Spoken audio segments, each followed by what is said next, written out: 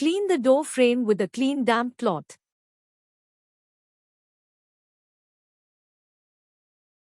Measure the door frame and mark the center.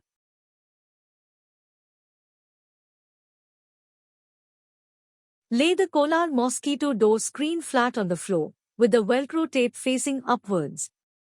Attach the hook tape, Velcro, given in the package, to the loop tape, Velcro, stitched to the screen. Do not remove the white part of tape. Cut the tape to the desired length. Once the hook tape is attached, peel the white backing of the tape first from the top part of the screen. Hold the center of the screen to the center of the door frame.